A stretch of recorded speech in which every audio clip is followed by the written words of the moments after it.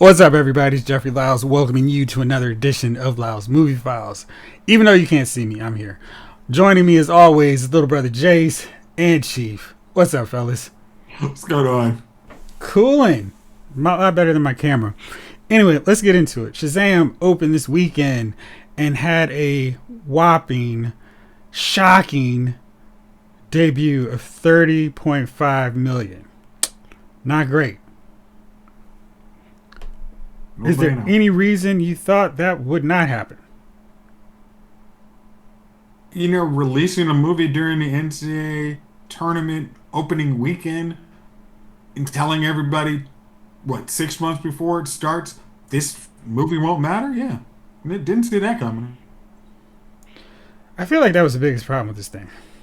Because this universe that Zack Snyder, that James Gunn and Peter Safran are building, we're not going to see the first movie until 2025.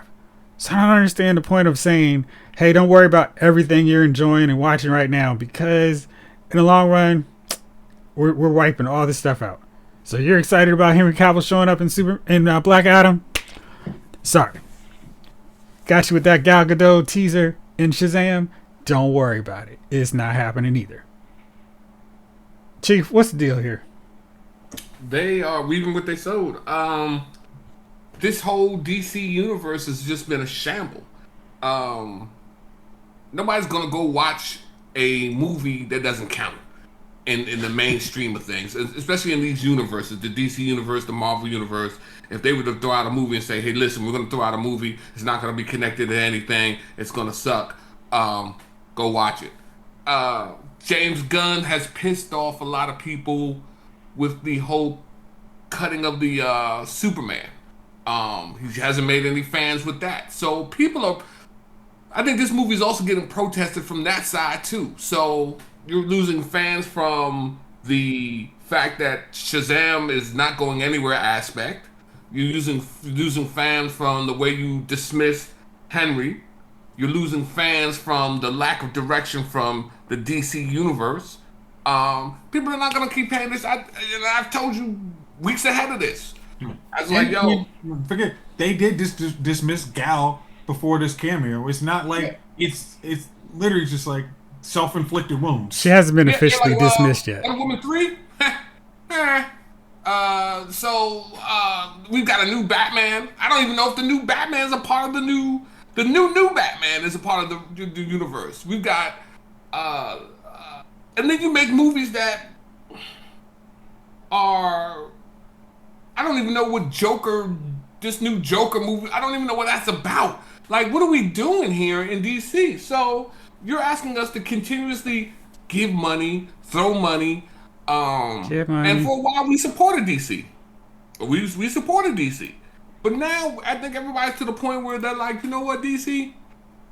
You can do whatever the hell you want to do. We're not going to be a part of it. I'm not giving you money for Aquaman. I'm not giving you money for Shazam. I'm not giving you money for any of these things coming up. I'm not going to see a DC movie. DC, I am done with them. I'm through with them. Just let's just go back to the app, the DC app. We all was like, okay, we're going to get this DC content. We all purchased the app.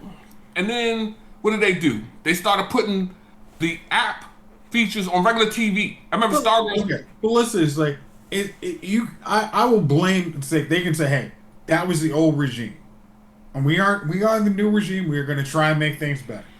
But as soon as you make the decision, "Hey, we're coming in, we're gonna all the stuff, we're gonna correct the mistakes," but one of your favorite parts, we're taking that specific dude out.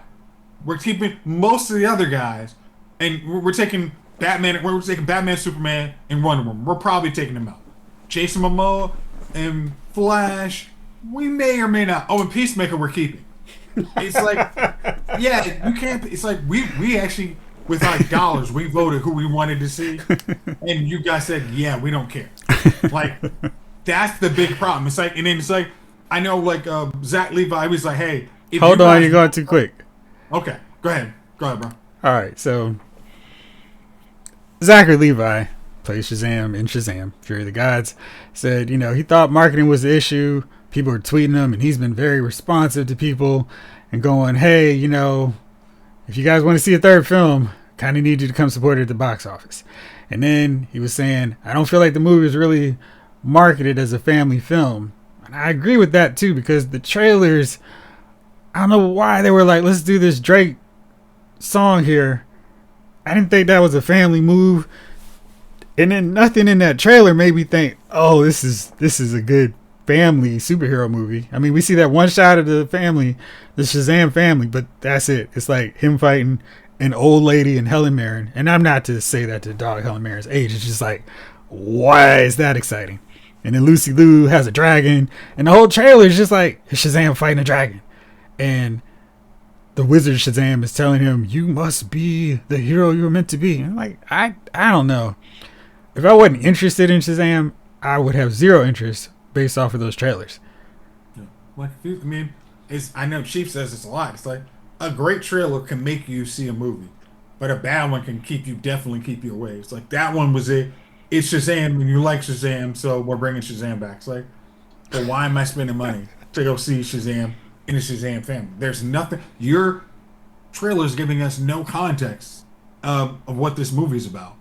And it's like, he was kind of, I mean, I looking at Zachary Levi, and he was like, hey, we might get ported over to the new universe, but you guys got to support us. And it's like, and he was kind of mad. It's like, hey, it's not us James folks that are Zack Snyder. We are bashing this movie. We're bashing all things DC, because it's like, DC has burned us, and we aren't spending our money. It's like, it's not your fault. It's almost like, kind of, what was the movie? Solo after The Last Jedi. It's like, you've told us this, our fandom does not matter. You don't care. And what we've had before doesn't matter. We're wiping everything clean. So instead of burying the movie with bad reviews, we're just voting not to see it with our dollars. And that's an unfortunate thing, because I think me and Jeff talked, like, if you had told us after, let's say, Flash, or after this slate of movies, hey, we're going in a different direction, all the old stuff doesn't matter, we would have seen this movie with no problem.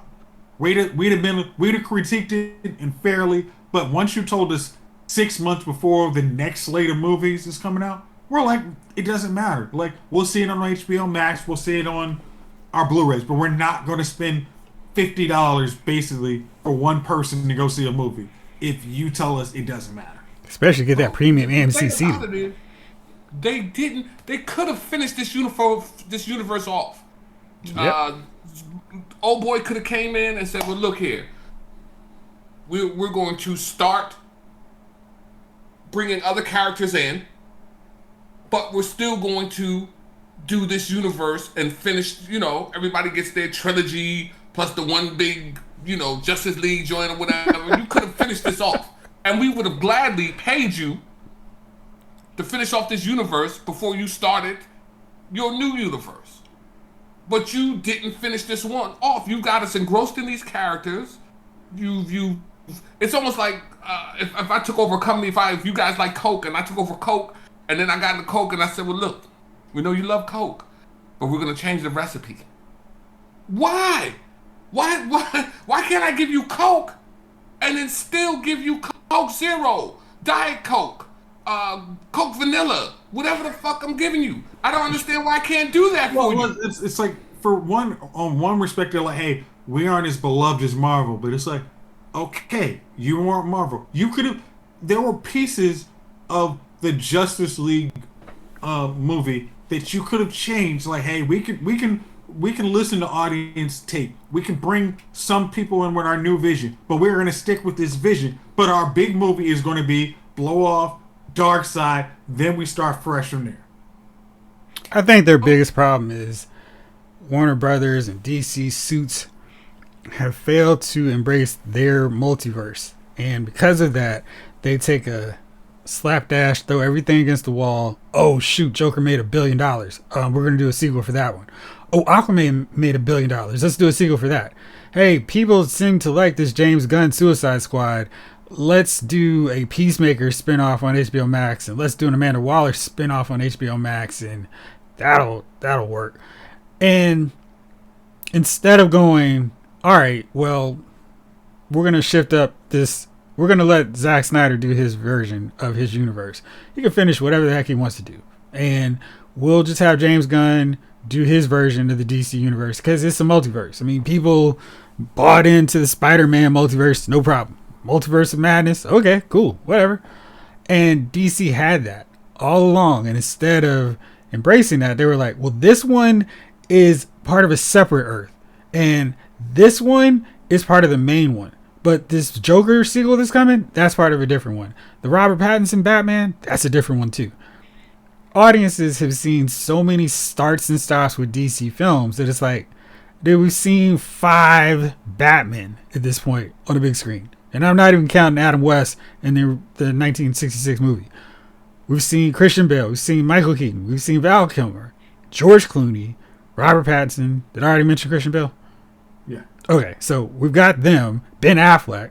So we've got those guys. People are like, well, wait, you doing another Batman? And it's not like James Bond where every movie or every 3 or 4 movies it's a new dude. It's like, but he's interacting with a different Superman. And he's interacting with different characters. And we've had, 4 Supermen? And I think you could really include all of those TV versions too, because a lot of them have, gone over to the public mainstream and it's like, yeah, Superman. So we had Christopher Reeve, of course. Then we had Brandon Roth.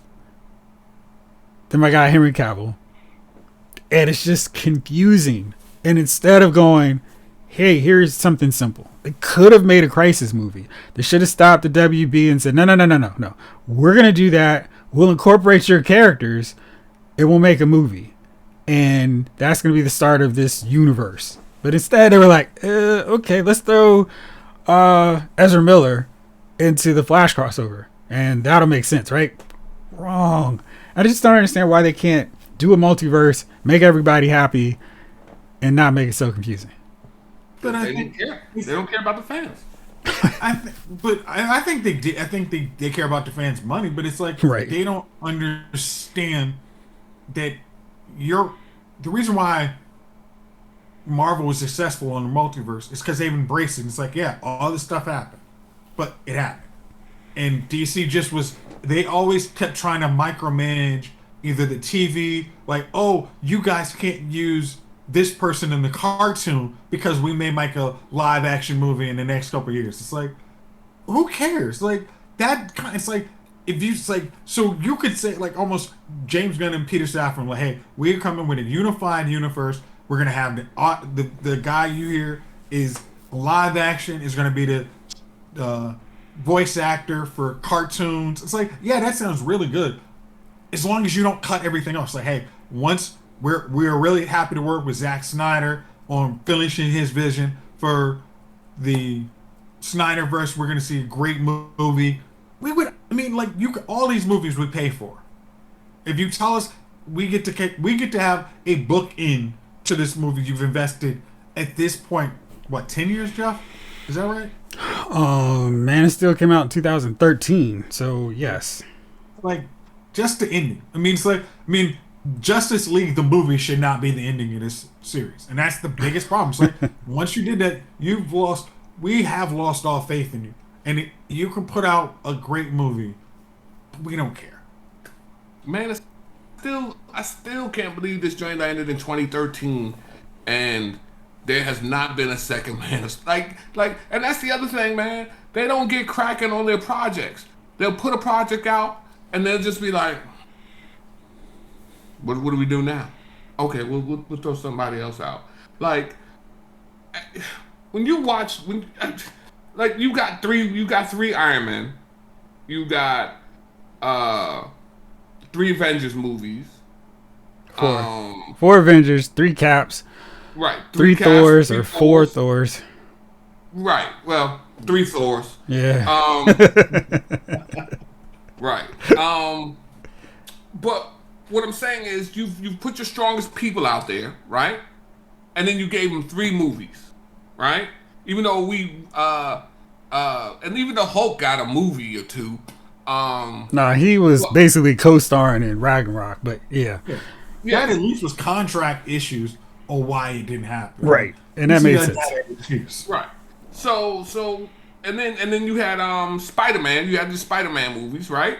So DC, what did we seen the first Iron Man, or not the Iron Man, first Aquaman. The second Aquaman is coming out, right? Yeah, it's coming out in December. But I think the funny thing, so, Chief, is we have a sequel to Shazam before we got a sequel to Man of Steel. Well, yeah, Shazam, Man of Steel. Like I said, the Aquaman season is joint is yet to come out. Wonder Woman had her sequel. But we never got a standalone Batman movie. We never got a sequel to Man of Steel. I mean, it took this time to get a Flash movie, and that's by the time the universe is ending. Right. The universe is. It just doesn't make sense, man. You've had three Spider-Man movies in the time frame since Man of Steel came out.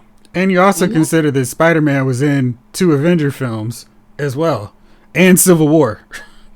Yeah. Listen, it's just they just don't. There's no planning there. And then, like I said, this new movie, he's teasing us because the movie's coming out in 2025. Like I said, we talked about this the last episode. Superman sitting on a cliff looking over his shoulder. You know what I mean? That's 20. Hey y'all, 2025, it hits. Get out of here, man. I'd rather y'all just cancel everything and don't put no DC movies out than trying to trying to get us to pay for a universe that does no longer exist. And I'm big on that because I didn't even see the last Daredevil because I'm like, oh, they're canceling Daredevil after this, and I wouldn't watch it. It's no sense in me watching a universe that doesn't continue. But he's coming back, so you really need to watch it. But what I'm saying is, at the time, before all these changes took place, I wasn't going to watch. I never watched the movie. So did you watch it now? Huh? Did you watch it now? I have not seen it still. See, I mean, we keep trying to tell you, it was great. The whole thing was great, but the season 3 was like epic. All right, so let me go a little further here. So, to go along with your lack of a plan for DC films, somehow Dwayne Johnson gobbled up a bunch of power and no one wanted to tell The Rock anything. Because, they're doing the Shazam Fury of the Gods movie, and the plan was for them to have a cameo by characters from Justice Society show up in the movie. Rock said no. The Rock says no. And DC was like, hey, we should really get a cameo with Shazam and Black Adam in the end credits.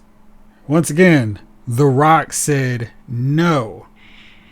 So apparently he didn't want to have the Shazam post credits. Stop the Justice Society characters, who I don't understand how he has any power over that. So then Zachary Levi reacted to the article on his Instagram and said, the truth will set you free. But my thing is amazing that they would give The Rock that much power to just say, nope, no, you can't do that.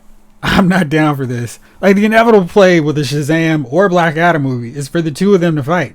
So to not have that'd be like doing a Batman movie and never having Joker, or a Superman movie and never having Lex Luthor, or a Bryan Singer-led X-Men film, or anything from 20th Century Studios and not having Magneto and Mystique in it. Even though he was a producer on that, it's like, that's the mistake, that's the folly of DC. It's like, you're the boss. I mean, on one... Hey, you know who else was a producer on Fury of the Gods? Who? Peter Safran. Huh? Peter Safran. I mean, I'm sorry. It's like, Rock, you ain't the boss, dog. Like, I know you go out and treat yourself like this, you're an employee. You don't have juice. You don't have juice like that. It's like, your main villain is not Superman. Your main villain is Shazam. Right. Like, you might want to, like, you and Henry Cavill go to the gym and talk shit. Y'all can chop it up. But your main dude you're fighting is Shazam. every time. That's not negotiable. Like, you fought. I mean, he said, I fought 15 years to make this movie. Yeah, but you must not have understood who you were fighting. It's not Superman. Like, I know we had a short animated movie that had Black Adam versus Superman and Captain Marvel. I mean, Shazam. But that's where it is. Like, whatever. Like, he's Captain Marvel. Like, they shouldn't have given him that much juice. I mean, that was their problem. Do you think that's what ruined it? Huh? You think that's what ruined it? I think if you let anybody who, like, Robert Downey Jr. could have put his foot down on anything after Iron Man and be like, listen, I'm not down for this. And Marvel Studios would be like, okay. Like with the first Avengers, Josh Whedon was like, all right, well, we'll do it your way, Robert. And then Robert was like, you know what? That's not working. We need to incorporate everybody. He can't just be an Iron Man and his Amazing Friends thing. But he had the stroke to do that. Rock has had some decent films as of late, but I don't feel like he's had a big hit since he's walked off the franchise of Fast and Furious. But Rock was okay. Rock is guaranteed to give you probably $100 million blockbuster. Not depending on what the budget is, but he's going to clear you $100 million. But you should have had the wherewithal to be like, hey, we are trying to build a universe. Your character can be a very integral villain, but let me bet you be honest. You're not bigger than Lex Luthor. Your villain can be really cool, and we can build you up like I'm trying to think. Like, we can build you up like a Loki, but you are not you aren't Thanos. Just accept that part. That's where you are, dude. And if you want to walk, that's cool. We don't have to make this movie. And I'm sure, sadly, DC would probably have preferred them not making that movie, because they did take an L on that. But and for him to kind of say, "Nah, we're not doing it," it's like, no, like Shazam's your bad guy. He comes in this movie. Like, deal with it. Like that was just dumb on their part. It was real dumb, and yeah. So it's left a mess. The only guy who comes out well in this is Vin Diesel, because he's like, I don't need you, Rock. And everybody else is seeing you're a prima donna now, too. I knew it all along. Wait, as long as I'm not mentioning my nephew, my son's. Hey. I mean, you know, everybody's entitled to a little shameful guilt every so often, right? That was bad. Just bad. Now, Chief, you're not watching The Flash. Thank you. But I felt it was important for us to discuss this here. With the TV Flash or the new Flash? TV Flash. No, I haven't watched it this season. Yeah, that's the right call. So, the first episode of this season, I was like, I know y'all are doing this to me. I know I'm going to enjoy this episode and be excited, have my hopes up for absolutely nothing. But I fell for it. I was like, man, this is a good first episode. Let's bring on the season. This is how we're going to wrap this season up. The series is going to be concluding, and this is such a strong way to kick it off. It was fun. It felt like old Flash. I don't know how many times we heard Run, Barry, Run, but it felt like a throwback to back in the day. And then they decided, let's do some dumb stuff. So first off, I'm just give you the cliff notes here, Chief. So the very first episode. Now, did you finish last season? Last time I watched Flash, old girl was stuck in the mirrors. Okay, so that's pretty close. Anyway, so Caitlin has to she's trying to figure out this way to bring Frost back, because Frost sacrificed herself to save the team or whatever, and gets the Blackest Night Firestorm, and I just don't understand why they just liberally borrow things from cooler storylines and just go, hey, instead of doing a final or just Brightest Night, Blackest Night, there we go. They could have just done that with all the characters who've been dead in the Arrowverse, and that would have been great. They could have had Oliver show up again. Anyway, so she died on that deal. So Caitlin is going, I need to bring Frost back, and I've got all this equipment, I can do it. Barry comes through and smashes all the equipment and goes, no, I won't allow it. So then she gets her boyfriend, Frost's boyfriend, Chilbane, to whip up a device, and he's going to bring her back. Caitlin steps in, and Caitlin does not come back out. And then the writer just casually go, oh, Caitlin's dead. It's this new being, Keone, whatever. She's awful. And Danielle Panabaker says her dialogue like this every episode, and it's really great and amazing. Don't you agree? So it's been terrible. She's an awful character. And she talks like a child, but she talks like a kid who is being written by people who think they're deep. If a flower landed in the grass and no one heard it, it would still sprout, wouldn't it? Like, that's how she talks. And it's so hit my head on the desk every scene she's in, because I know she's going to say something stupid. And they're wasting time in this final season with a character no one asked for. And now the storyline is, hey, does she have powers? Who cares? So the previous 2 episodes, they had Red Death, a character from the comic books who's like a twisted multiverse version of Batman who has the powers of the Flash. And because they are not allowed to use Batman, because that would be confusing to have a multiverse and different characters and such, and we've already got Robert Pattinson as our Batman, and wait, I'm sorry, we got I'm sorry. Okay. Or we could use actually a Batman stand-in for Batwoman, but we don't actually mention that. So what they decided to do was bring in Batwoman as Red Death. But it's not our Batwoman. It's a crooked, evil version of Ryan Wilder. And apparently this version of Ryan Wilder can't act. And they set my girl Javicia Leslie up something fierce. And they were just like, yo, for this scene, we want you to act terribly. I don't know about that. No, seriously, trust me, to work. And she's screeching and yelling and just over dramatizing every bit of every scene she's in. And it's terrible.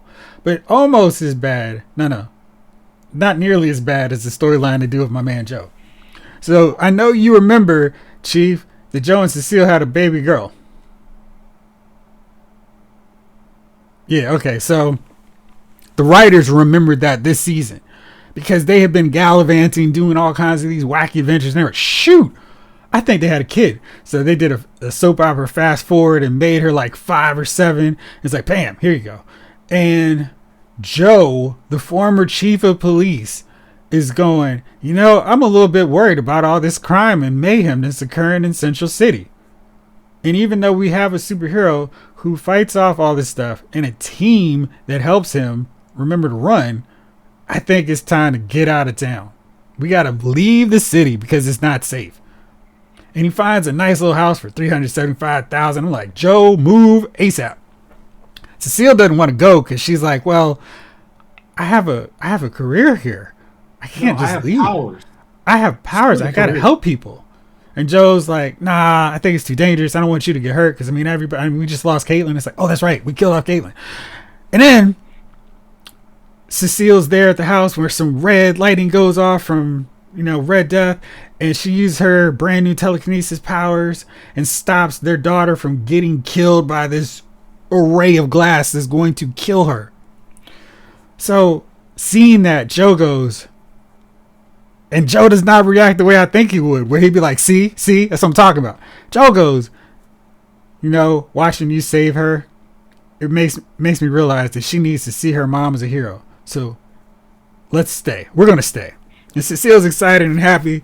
And then the writers got drunk or something and totally forgot what they wrote the last episode. Because Joe is still apparently scheming behind his wife's back. And he's like, listen, it's too dangerous. I can't keep my daughter in here. And I can't let her down like I did Iris and Wally. And I was like, that's right. He had a son too. And so then he's like, we're leaving. But I figured out a plan that makes it work for all of us. Because you can visit us on the weekends. And Cecile, this is the part where I was like, clearly no black woman was responsible for this episode. Cecile goes, that's a great idea, honey. That's going to work. I'm so glad we worked this out. I'm like, y'all are sitting in a pool of lies of which there's no life raft or anything. You're going to drown. So this episode, dear brother, you want to speak on this? As the great K-Dog would say. Okay. So we start our episode with Barry and Iris saying, yeah, we're peacing out because we're going to go take a trip. So we'll leave it alone. We need an episode off in the final season. Yeah. So Cecile and her merry band of tricksters has to go save Lady Luck, who, remember the Luck lady who everything went bad for and then it went good. Who got killed Who got killed? Yeah. Trying to stop the Thinker. That's right. She got killed when the Thinker sucked all the people he needed up for his plot. And then Oliver decides to bring her back because of all the people Oliver Queen would bring back from the dead when he has his magical powers in Crisis. He decides to bring back Lady Luck. There was Oliver, we'll assume Oliver just, threw a dartboard and just decided the whole continent needs to be brought back. Whatever. So, at that point, we get an episode of Just Bad, and every time you see Keon, if you're not skipping and prancing fast forward, you will bang your head on the desk. Let's talk about the best part about it. So Cecile goes, I'm going to be late to catch the train for my daughter's birthday breakfast. And Cecile has suddenly grown and developed amnesia because she forgot Cisco's teleporting smoke bombs to get them anywhere they need to go, or the fact that her surrogate son is the Flash, or that her son-in-law is Kid Flash and could get her there in 20 seconds. No problem. Again, just because we don't mention this whole Kid Flash thing, he's done. We don't mention the fact that Bart Norris pop in every 5 seconds. You need a ride, Grandma? We got you. We don't. Hey, I remember this was something I read in my diary that they had a really bad night because Mom wasn't there. So let's get her there.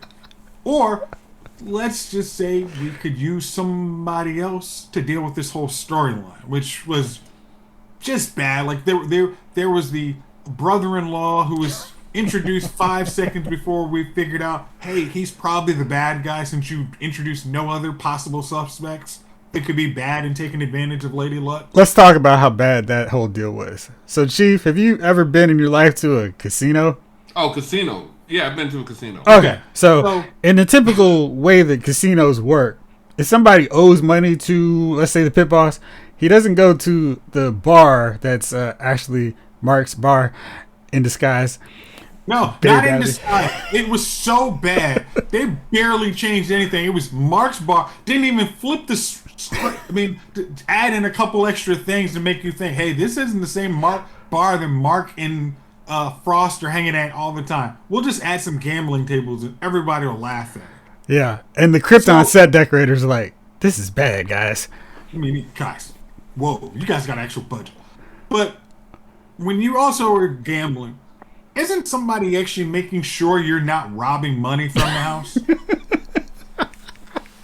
That was my favorite part. Hey, the casino employee who is cheating for me, what are the odds of this working out for me? There's 2 guys out working, and then there is a pit boss. Hey, is everything upstairs okay? It's literally one dude. It's like, you don't have a take on how much money you guys are getting robbed out of in 5 seconds? Like, no one cared. No one cared.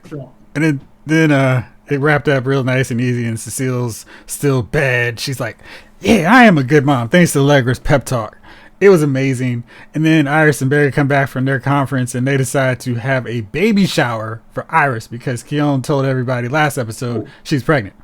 Oh yeah. Also, yeah, Joe's gone. He said he's leaving. Took the kid, and they didn't invite Papa Joe for his daughter and surrogate son's baby shower. His one and only daughter. Joe basically? Huh? Joe left the show? Yeah, he's doing a pilot for NBC. So they wrote him off in the worst possible way. I'm taking my kid and running. Right. Which makes no sense. He could have just been at home, and Cecile could have been at Team Flash or her attorney office. That would have stopped the problem right there. It sounds like it just really went down the toilet that these shows have been going down. Right now, it's running through the drain. Except for Superman and Lois, these shows have been. Cutting max. But it's the last season. People started jumping ship. what's the old boy Federico? What's his name? Cisco. Yeah, Federico. he jumped ship and everybody started leaving, and the characters got more lame, and the story got more lame, and I listen. That whole scenario you went through, I was like, there's a lot happening, and it doesn't sound like anything interesting is happening. Not so much, actually. So, yeah, it's time for it to go, man. It might be a time where the actors are getting tired, and I mean, how many times can a Wells pop up? Nope, we have not had Wells all season. And I mean, he left. He left. What was it, last season with Cisco? He's like, yeah, I'm done. I don't need to be here. Like, there's nothing for me here. It's like it's a running joke. It's run its course, which sadly, I mean, the writers sadly have done Dana Pannenberg a disservice because it's like they didn't have anything for her character, and they just said, "Hey, we'll just keep you on payroll." But her greatest superhero was from Sky High. I love that movie. Yeah, so it was real interesting. Well, fellas, it's that time. Who are your nominees for Dummies of the Week? Bro Shot, who you got? Oh, I'm gonna say my dummy of the week is the writers of Flash.